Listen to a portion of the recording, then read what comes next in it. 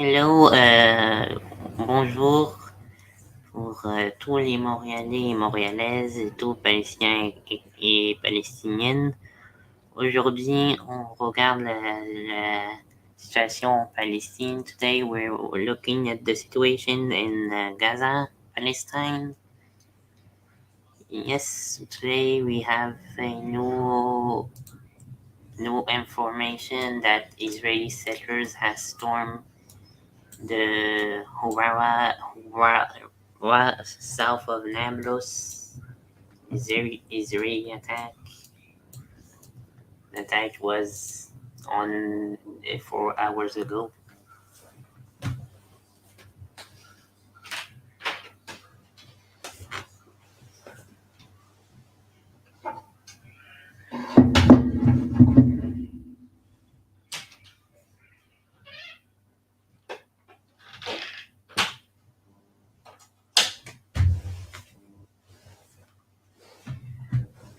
Ouais.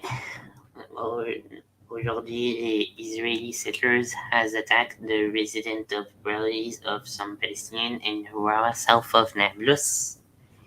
In the recent updates, another riots has been confirmed by the authorities in eastern Nablus. And vehicle withdrew toward Batan area. The website Israeli Jewish Bureau Society came under cyber attack Saturday afternoon. Israeli bombing on the city of the town of Hula and Al-Mashab in southern Lebanon. There was also confirmation that the Israeli force has taken over a house in Ramallah that the owner of the land of this house was a member of the militant group in Gaza. His house was taken over by the soldiers, and soldiers have put a banner saying this house was under Israeli intelligence, as you see here. It was taken under ADF control with the sign that some Palestinians can read, and Palestinian Canadians.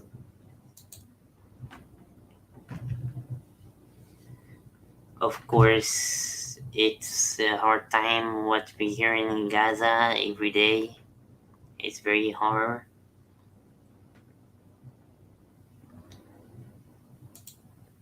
Yes, it's very horror. I will show in a few seconds a new update on the situation in Gaza.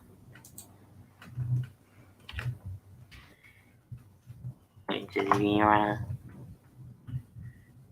The Pinja Cold War, Hamas and Israel spar a over hostage release. Life update.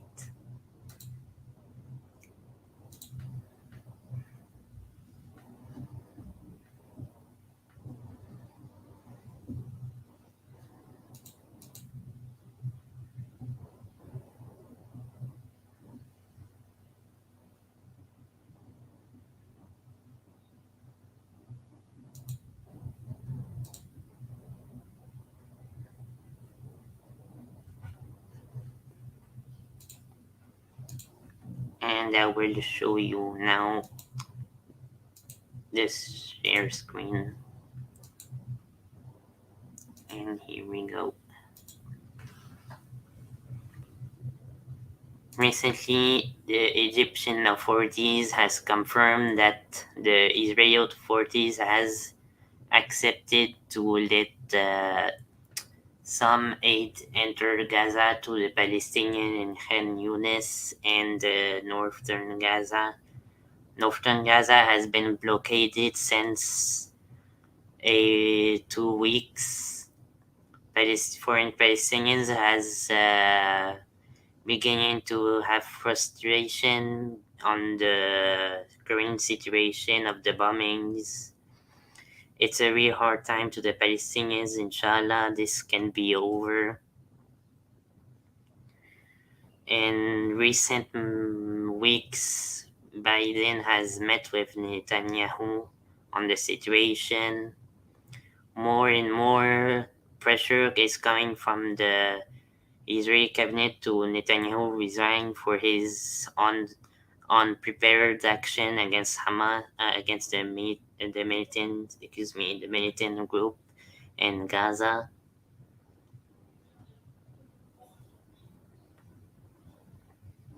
The King of Jordan has also cancelled his meeting with the president of Cairo to because of tensions and disabilities to to on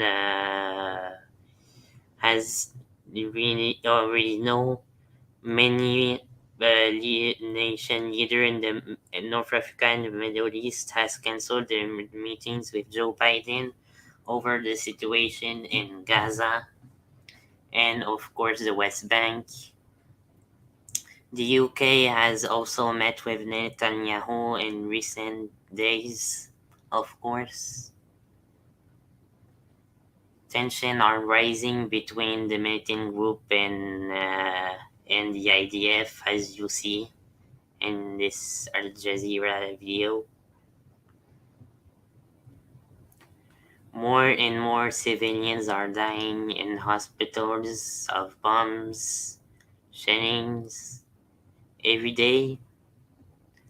Some new reports saying that the militant group Hamas has released two hostages. For the people who already know this, they have released recently in Harawa city. There was, of course, I already said my apologies.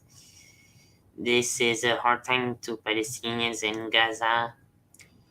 If you would like to show support, Sunday there's a protest in Montreal to all Palestinians that live in Montreal, of course. It's a really hard time, I can say.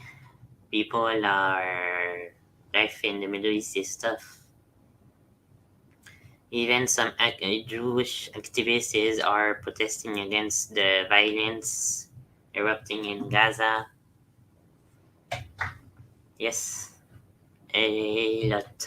There's a lot of tensions between the militant group backed by Iran. Of course, the militant group backed by Iran, Hezbollah, has launched its attack on mainland Israeli territory. And yeah, in recent updates, there's a lot of things happening in those days.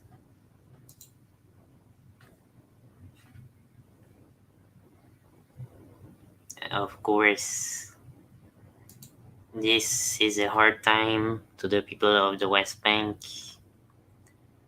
If you would like to help the people of Palestine, you can always donate on the UNESCO charity,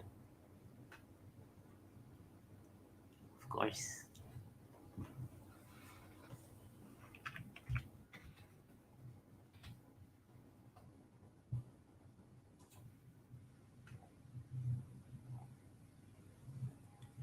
No update. Israel and Hamas war spiraling out of control as China deploys warship to the Middle East.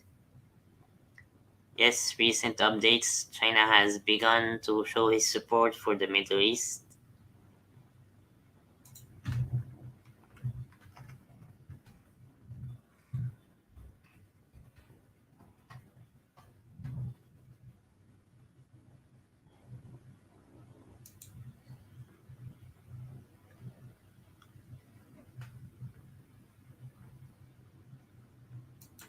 And recent updates. Israel Saturday as described as the propaganda claim by Hamas that the militant group had wanted to release two more hostages on humanitarian ground, but Israel has declined to receive them.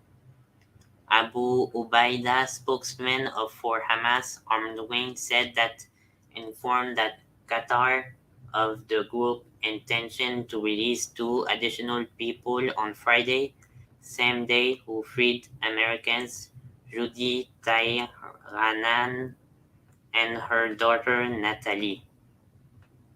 In later statement, Abu Ubaida said Hamas was ready to free two people on Sunday using the same procedure involved in the release of Judy and Nephali.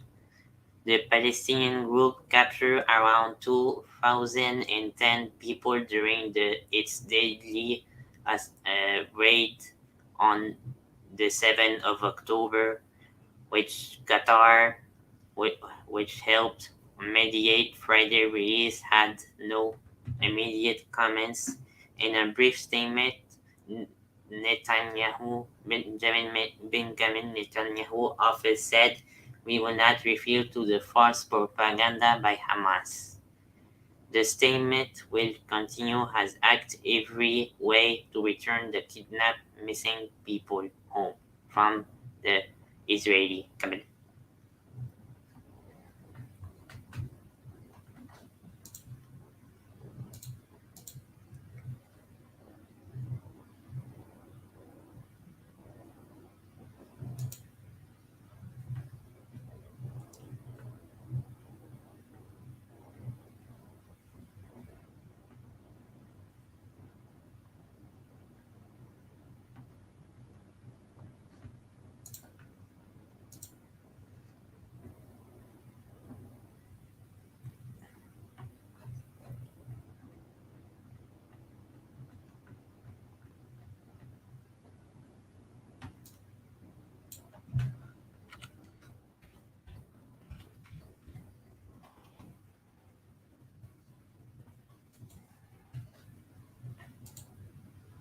In recent update, Gaza has Israel continue his pound besiege on enclave Gaza. Of course, we all know, all Arabs know that is the Gaza Strip. Not refer to the internet because the internet is pro-American. The UK-based charity in medical aid for Palestinians posted that the life of 130 prenatal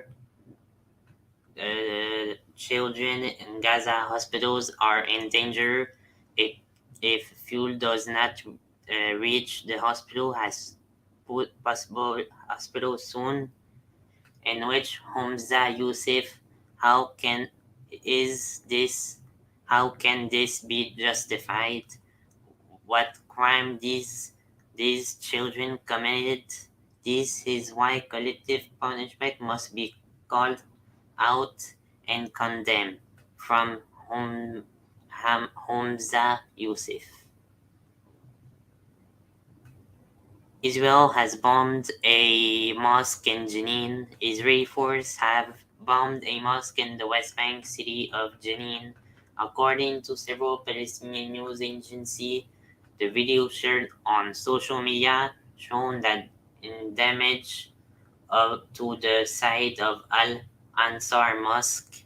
Two Palestinians have been killed, several others wounded by Israeli shelling in Jenin in the early hours of Sunday morning. Israeli forces previously stormed Al Ansar Mosque earlier during the 2 days air campaign Jenin, which has become the center of Palestinian armed resistance in the West Bank. According to a young Palestinian man was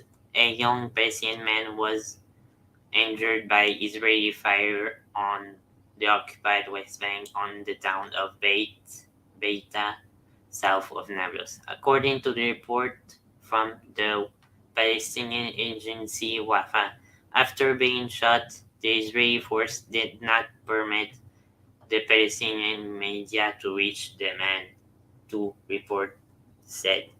The injury comes as Israeli settlers have attacked and vandalized priorities lands on Palestinian land, Palestinian houses. Hurawa also, Hurawa, apologies if I mispronounce it, also located in south of Nablus according to local Palestinian media. For nearly weeks, thousands of protesters have poured onto the street of Washington, D.C. This is US. Each day we demand to Israel to end his siege on the bombardment of Gaza. Every Palestinian are asking this, but the Americans insist that they must annihilate the militant group, which everyone opposes. That means every Palestinian, every Iran, of course. Everyone knows Iran.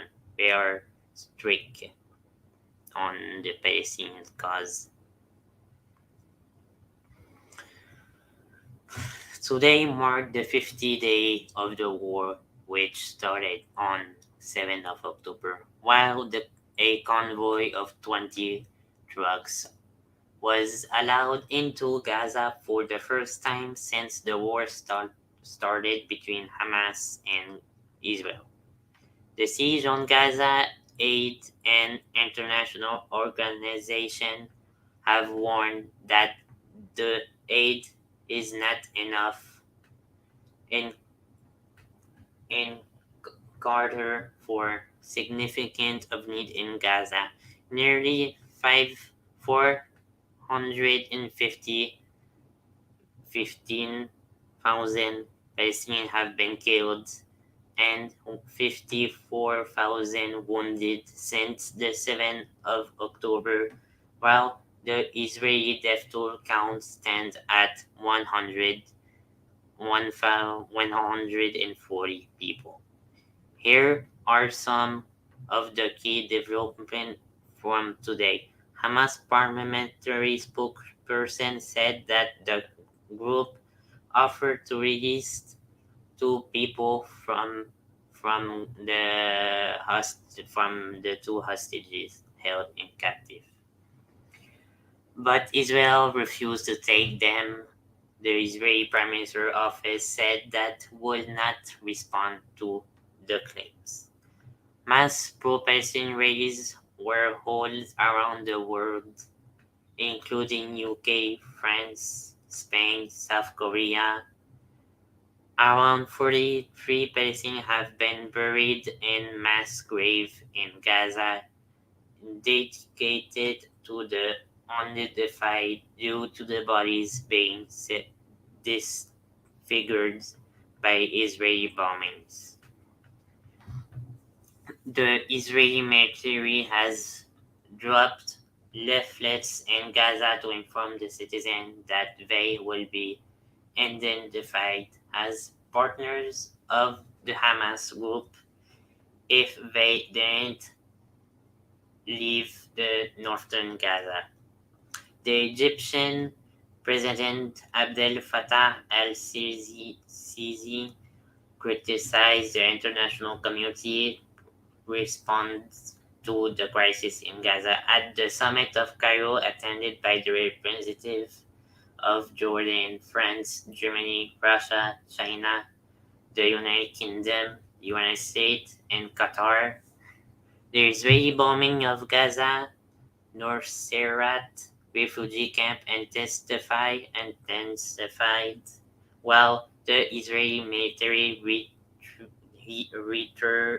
reiterated their preparation for the next phase of the war. We at the Middle East Eye doing our best to continue providing with updates. At least two dead in Can Yunis cafe bombing.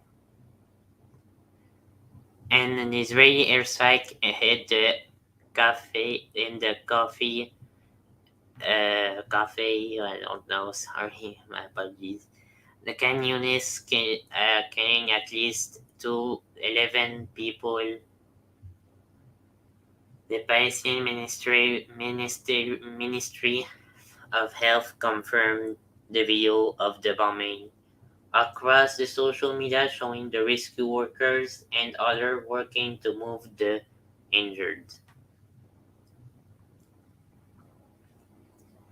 Israeli settlers have attacked and vandalized the houses of Palestinians in the town of Huwara, south of the city of Nablus, according to Palestinian media. Thousands of pro-Palestinian protesters gathered in France Lyon Saturday voiced their solidarity with the Palestinians in Gaza facing ongoing Israeli bombardment. All Palestinian in French. The protesters comes despite to France's highest administrative court stating Wednesday that pro-Palestine protesters will be banned on case-by basis. France and Interior Minister Gerald Darmanin shaped the nationwide ban on pro-Palestine protests in the last week, saying that the risk of public disorder and nine have been banned in Paris since the 7th of October.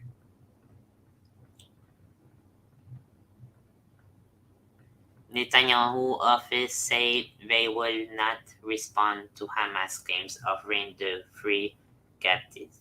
captives. captives.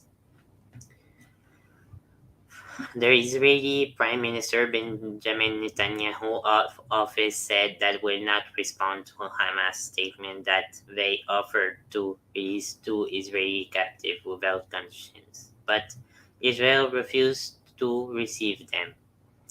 According to Israeli media, Netanyahu bureau said we will continue to even impossible to return our hostage and missing homes.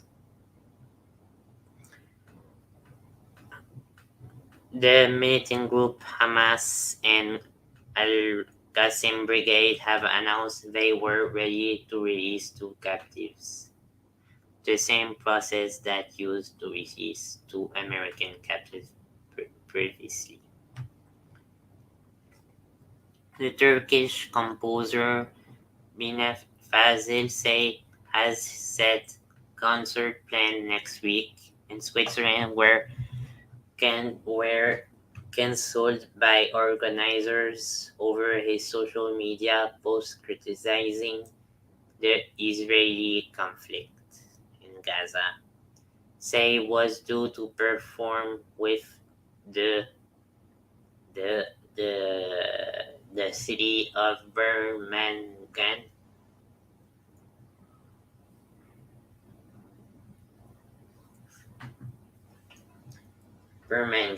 in sympathy or in Zurich, Bern, Geneva, and Lausanne from Monday to Thursday, but says he has removed his from the lineup of the planned concert. Organizers by the event unite of the retail company Migo.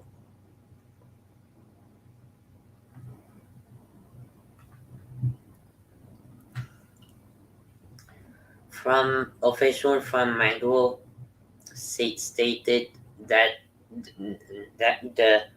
the idea expressed on the Israeli-Palestinian tension made social media has the reason to say posted on official social media accounted on Twitter. Everything have been written and remain on my social media. A Migros spokesperson confirmed to AFP On Saturday said that they had been removed from concert programs and replaced by Swiss pianist Louise Swissville.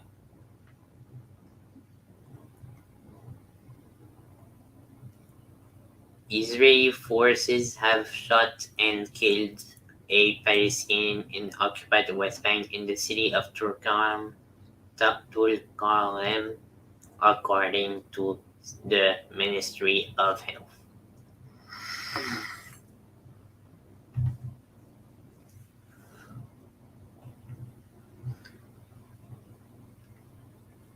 In a brief communique published Telegram, Abu Ubaidah said informed that Qatar of his offer made for compelling humanitarian reason. Abu Ubaidah also named that two people questioned and listed their ID numbers. There was no further information on the condition.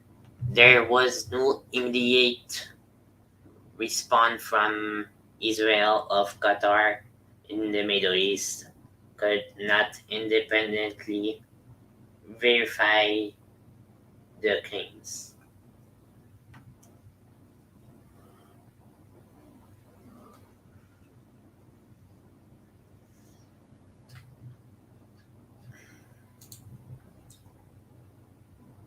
Israeli forces has shot and wounded young Palestinians near the village of Deir as-Sudan, northwest of Ramallah.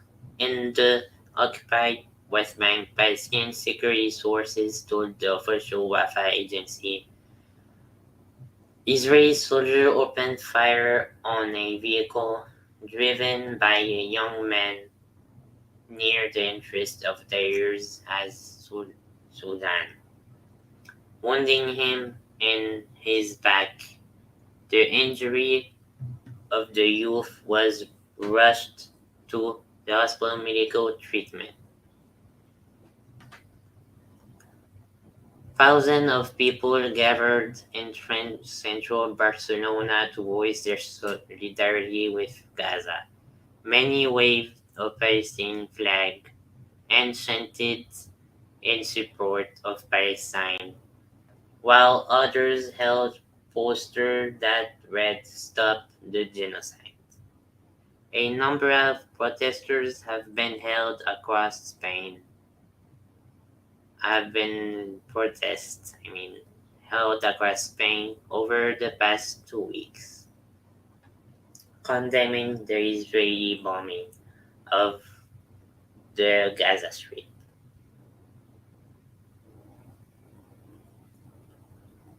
Israeli bombardment of Gaza Nusayrat refugee camp located in central Gaza intensified, resulting in a local market and restaurant being set on fire according to local medias. The camp is mainly residential and is densely populated with civilian lives close together, in a video shared on Palestinian media.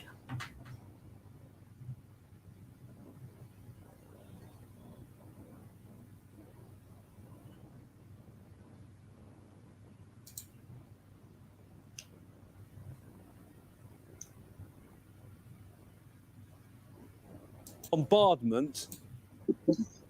Also, the people here, when they understood what were in those 20 trucks, they were in shock. I mean, there are gloves, masks, coffin wraps.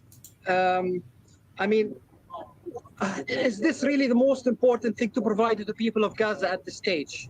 Okay, let me bring in Francesca Albanese now. Need to make clear, I think, as we're discussing the UN and aid and its role, you are a special rapporteur but we've been speaking about the Secretary General of the UN. You don't actually work for him. We need to be clear, you're completely independent in your role, and you're appointed by the Human Rights Council. Your reaction to 20 trucks of aid, simple math, one truck for 100,000 people.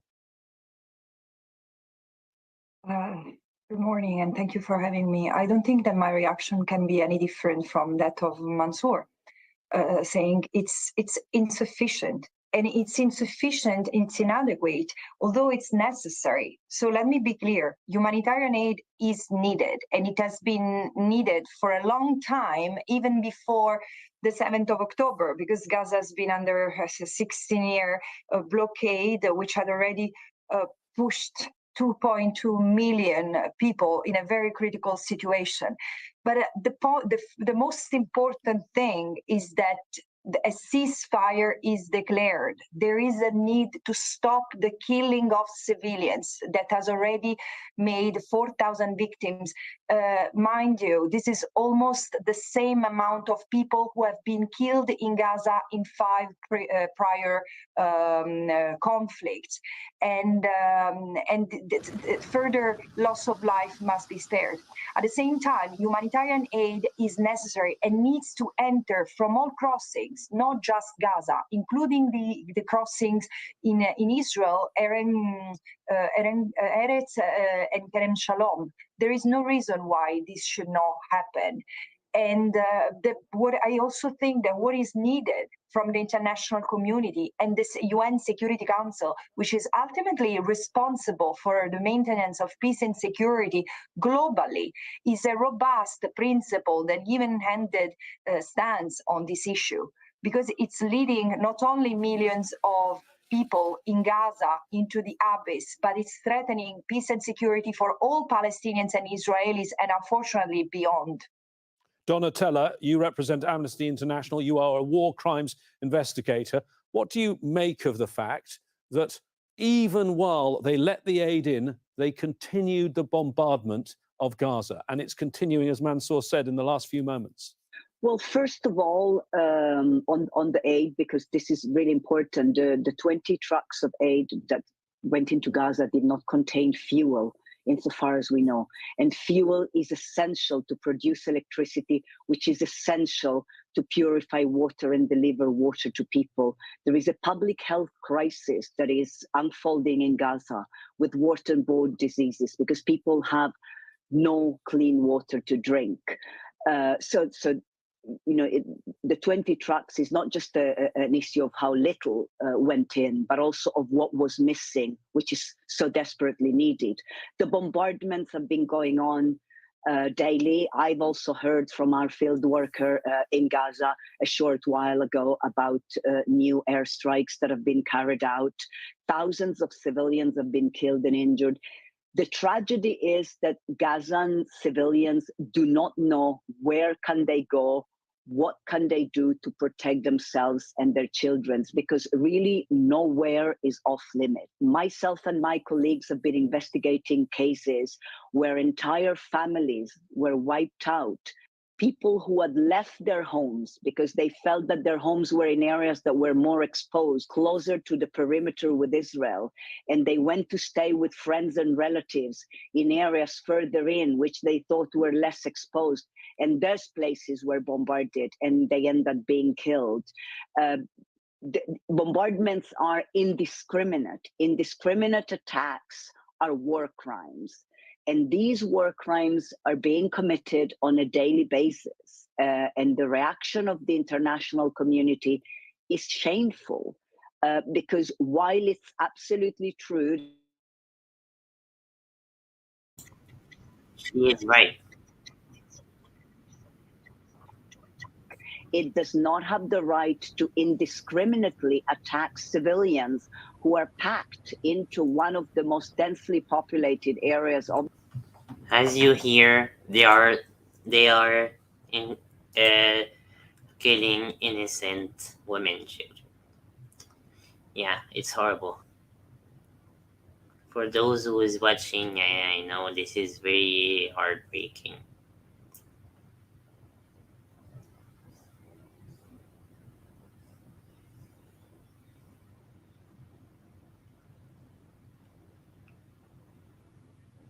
The toll of death is rising day by day. Palestinians just want peace, guys. They only want peace.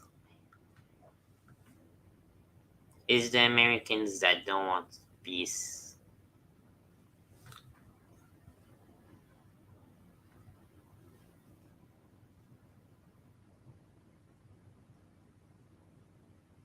This life will be soon ending because I got another show coming soon.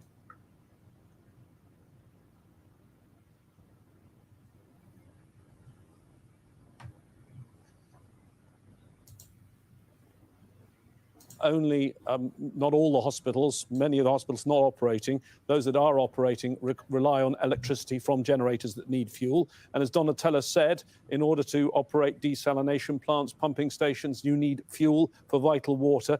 Give us some more detail on fuel and also on water. I mean, I hear, Mansour, people are even drinking seawater or unsafe water from agricultural wells. It's unsafe, man.